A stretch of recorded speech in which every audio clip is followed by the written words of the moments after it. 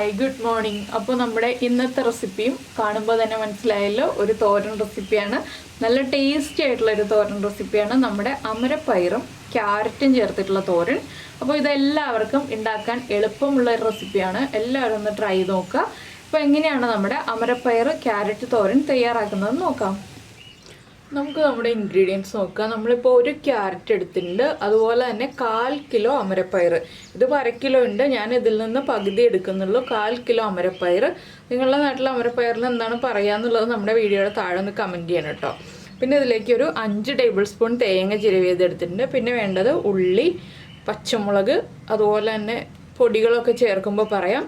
പച്ചമുളക് നമ്മുടെ എരിവ് അനുസരിച്ച് എടുക്കുക. 1-2 പച്ചമുളക് എടുക്കുക. എരിവ് കുറഞ്ഞ പച്ചമുളകാണെങ്കിൽ 3 വരെ ചേർക്കാം. പിന്നെ കറിവേപ്പില വേണം. ഉള്ളി തന്നെ ചേർക്കാം കേട്ടോ. സവോള ചേർക്കുന്നതിനേക്കാൾ ടേസ്റ്റ് ഉള്ളി ചേർക്കുമ്പോഴാണ്. അപ്പോൾ അമരപ്പയർ നന്നാക്കി എടുക്കാൻ എല്ലാവർക്കും അറിയാമെന്ന് വിചാരിക്കുന്നു. അറിയാത്ത ആരെങ്കിലും ഉണ്ടെങ്കിൽ ഞാൻ ജസ്റ്റ് കാണിച്ചു തരാം. അമരപ്പയർ എടുത്തിട്ട് ഇതുപോലെ 2 സൈഡിലും ഇങ്ങനെ ഒന്ന് കട്ട് ചെയ്ത് വലിച്ചെടുക്കുക.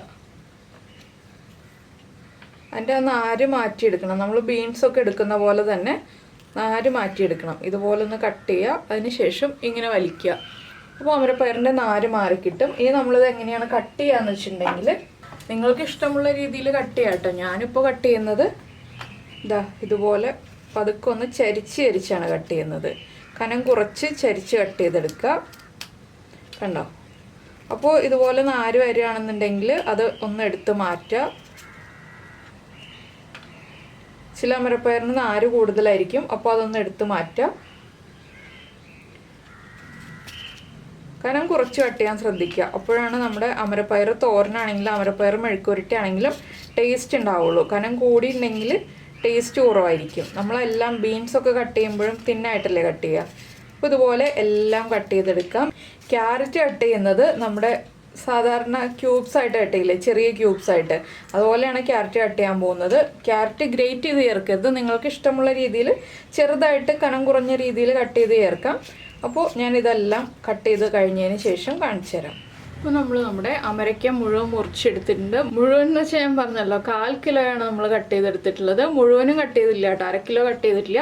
അതുപോലെ തന്നെ ക്യാരറ്റ് ഈ ഒരു വലിപ്പത്തിലാണ് കട്ട് ചെയ്തിട്ടുള്ളത്. 2 ക്യാരറ്റ് ഉപയോഗിക്കണം എന്നുണ്ടെങ്കിൽ 2 ക്യാരറ്റ് ഉപയോഗിക്കാം. ഞാനിപ്പോൾ 1 ക്യാരറ്റ് എടുത്തിട്ടുള്ളൂ എന്നേ ഉള്ളൂ. അപ്പോൾ നമുക്ക് ആദ്യം അമരയ്ക്ക ഒന്ന് കുക്ക് ചെയ്തെടുക്കാം. അതിനുശേഷം അതിലേക്ക് ക്യാരറ്റ് ചേർക്കാം. എന്താണെന്ന് വെച്ചാൽ 2-നും 2 കുക്കിംഗ് ടൈമാണ്. അപ്പോൾ ചെറിയൊരളവിൽ വെള്ളം ചേർത്തിട്ട് വേണം അമരയ്ക്ക കുക്ക് ചെയ്യാനായിട്ട്. ഒരുപാട് വെള്ളം ചേർക്കരുത്. അപ്പോൾ നമുക്കത് കുക്ക് ചെയ്യാൻ വയ്ക്കാം. അപ്പോൾ നമ്മളൊരു ചട്ടി എടുത്തിട്ടുണ്ട്. അതിലേക്ക് നമ്മൾ കട്ട് ചെയ്ത് വെച്ചിരിക്കുന്ന അമരയ്ക്ക ചേർത്ത് കൊടുക്കാം. ഇതിലേക്ക് ഇനി ആവശ്യത്തിന് ഉപ്പ്, അതുപോലെ ഒരു 1/4 ടീസ്പൂൺ മഞ്ഞൾപ്പൊടി, പിന്നെ വളരെ ചെറിയൊരളവിൽ വെള്ളം ചേർക്കുക. ഒരു 1/4 കപ്പ് വെള്ളം മതി. എന്താണെന്ന് വെച്ചാൽ ആവിയിൽ വേവണം നമ്മുടെ അമരപ്പയർ. അപ്പോൾ കുറച്ച് വെള്ളത്തിൻ്റെ അംശം വേണം. അതുകൊണ്ടാണ് നമ്മളൊരു 1/4 കപ്പ് വെള്ളം ചേർത്തത്. ഇനി ഇതൊന്ന് മിക്സ് ചെയ്തിട്ട് അടച്ചു വെച്ച് കുക്ക് ചെയ്യാം. ഇതൊന്ന് 1/4 ഭാഗം കുക്കായി കഴിഞ്ഞിട്ട് വേണം നമുക്ക് നമ്മുടെ ക്യാരറ്റ് ചേർത്ത് കൊടുക്കാനായിട്ട്. അപ്പോൾ നിങ്ങൾക്ക് തേങ്ങ ഒതുക്കി ചേർക്കണം എന്നുണ്ടെങ്കിൽ തേങ്ങ, പച്ചമുളക്, ഒരു 1/4 ടീസ്പൂൺ നല്ല ജീരകം, ഇത്രയും ചേർത്ത് മിക്സിയിൽ ഒന്ന് കറക്കിയെടുക്കുക. ഞാനിപ്പോൾ തേങ്ങ ഒതുക്കി ചേർക്കുന്നില്ല. ഇപ്പോൾ ഇതുണ്ടോ, കുറച്ച് വെള്ളമുണ്ട്. നമ്മൾ ആ ഒഴിച്ച 1/4 കപ്പ് വെള്ളമുണ്ട്. ഇതിലൊന്ന് വേവട്ടെ.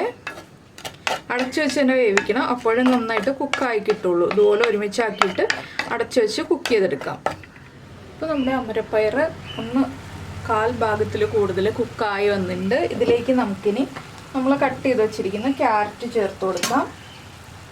ഇത് കണ്ടോ, കുറച്ച് വെള്ളമേ ഉള്ളൂ. ഇനി അധികം വെള്ളമൊന്നുമില്ല. ഈ നടുഭാഗത്തേക്കാണ് ഞാൻ ക്യാരറ്റ് ചേർക്കുന്നത്. ഇനി ഇത് അമരപ്പയർ ഉപയോഗിച്ച് ഒന്ന് കവർ ചെയ്ത് വെച്ചിട്ട് നമുക്ക് വീണ്ടും വേവിച്ചെടുക്കാം. അമരപ്പയറിന് അധികം വേവില്ല. ക്യാരറ്റും ഇതുപോലെ കട്ട് ചെയ്തുകൊണ്ട് അധികം വേവില്ല. അപ്പോൾ നിങ്ങൾ കുക്കറിലൊന്നും വേവിക്കാൻ നിൽക്കരുത് കേട്ടോ. ഇതുപോലെയുള്ള വെജിറ്റബിൾസൊക്കെ ചട്ടിയിൽ തന്നെ വേവിക്കുകയാണെങ്കിൽ കൂടുതൽ നന്നായിരിക്കും. ഇനി ഇതും കൂടി ഒന്ന് ആവി കയറി വരട്ടെ. ആ വെള്ളം ഒന്ന് വറ്റി വരണം. അത്രയും കുക്കായാൽ മതി. അപ്പോൾ നമ്മൾ ക്യാരറ്റ് ചേർത്ത് അടച്ചു വെച്ചിട്ട് വെള്ളം വറ്റിയോ എന്ന് നോക്കാം.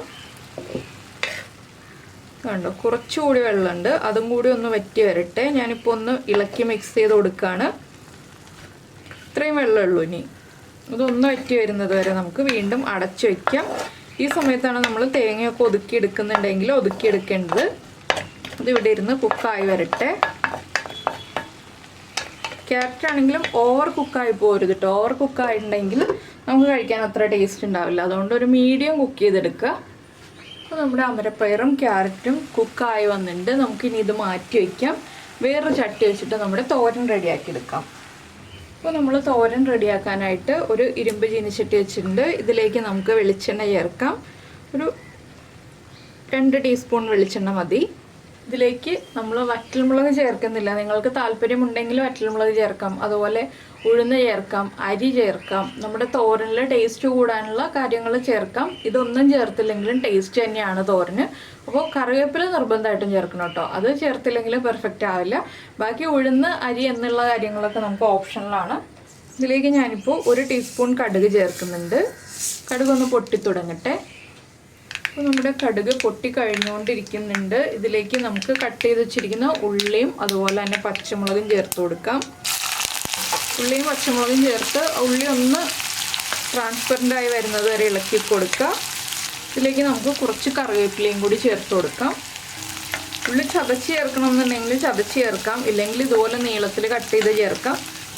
ഉള്ളി ഒന്ന് കുക്കായി തുടങ്ങുന്നുണ്ട്. നമുക്കിനി ഇതിലേക്ക് ഒരു 1/4 ടീസ്പൂണും കൂടി മഞ്ഞൾപ്പൊടി ചേർത്ത് കൊടുക്കാം.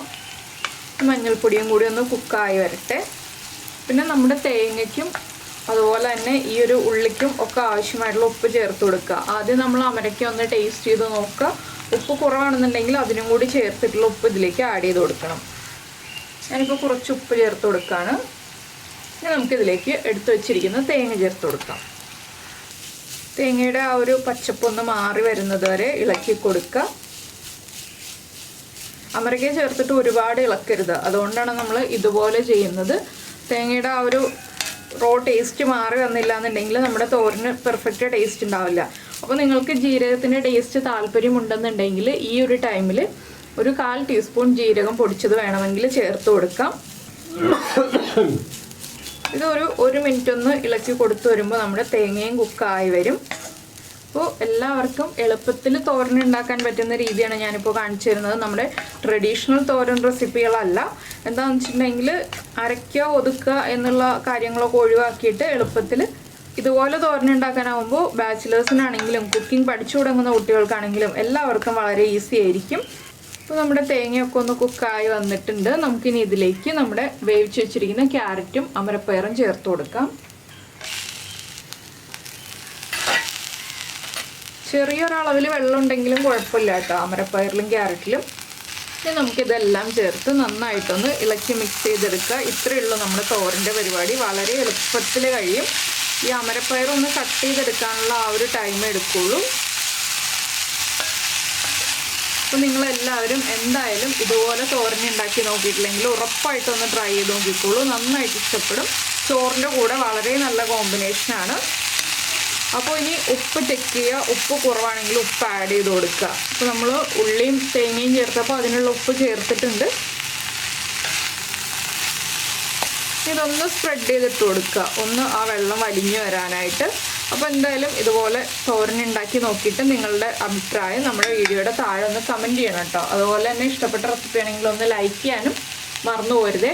പിന്നെ നമ്മുടെ ചാനൽ ആദ്യമായിട്ട് കാണുകയാണ്, നമ്മുടെ വീഡിയോ പ്രസൻറ്റ് ചെയ്യുന്ന രീതിയൊക്കെ ഇഷ്ടമായി എന്നുണ്ടെങ്കിൽ നമ്മുടെ ചാനലൊന്ന് സബ്സ്ക്രൈബ് ചെയ്ത് സപ്പോർട്ട് ചെയ്യണേ. സബ്സ്ക്രൈബ് ചെയ്യുന്നതിന് ഈ വീഡിയോയുടെ താഴെയുള്ള റെഡ് സബ്സ്ക്രൈബ് ബട്ടൺ ഒന്ന് ക്ലിക്ക് ചെയ്യുക. അതിൻ്റെ റൈറ്റ് സൈഡിലുള്ള ബെല്ലൈക്കണും ക്ലിക്ക് ചെയ്യുക. അപ്പോൾ ഓളെന്ന് പറഞ്ഞിട്ടൊരു ഓപ്ഷൻ കാണാം. ആ ഓളും കൂടി പ്രസ് ചെയ്തിട്ടുണ്ടെങ്കിൽ ഞാൻ എപ്പോഴും വീഡിയോ അപ്ലോഡ് ചെയ്യുമ്പോൾ നിങ്ങൾക്ക് നോട്ടിഫിക്കേഷൻ വരും. അപ്പോൾ കണ്ടോ, കുഴഞ്ഞു പോവാതെ നല്ല പെർഫെക്റ്റ് ആയിട്ട് നമ്മുടെ തോരൻ റെഡി ആയി വന്നിട്ടുണ്ട്. വീണ്ടും ഡ്രൈ ആയി വരണം എന്നുണ്ടെങ്കിൽ ഇതുപോലെ ഒന്ന് സ്പ്രെഡ് ചെയ്തിട്ട് കൊടുക്കുക. ഇതിപ്പോൾ ഡ്രൈ ആണിത് കണ്ടോ. നടുഭാഗത്ത് നിന്ന് മാറ്റി വെച്ചിട്ടുണ്ടെങ്കിൽ വെള്ളം ഒന്നും കാണാനില്ല. അപ്പോൾ ഇനി ഒന്നുകൂടി ഡ്രൈ ആവണമെന്നുണ്ടെങ്കിലുള്ള കാര്യമാണ് ഞാൻ ഒന്നുകൂടി ഒന്ന് സ്പ്രെഡ് ചെയ്തിട്ട് കൊടുക്കുക എന്ന് പറഞ്ഞത്. അപ്പോൾ എന്തായാലും നിങ്ങളെല്ലാവരും ഉണ്ടാക്കി നോക്കുമെന്ന് വിചാരിക്കുന്നു. നമുക്ക് നമ്മുടെ അടുത്തൊരു റെസിപ്പിയുമായിട്ട് അടുത്ത ദിവസം വീണ്ടും കാണാം.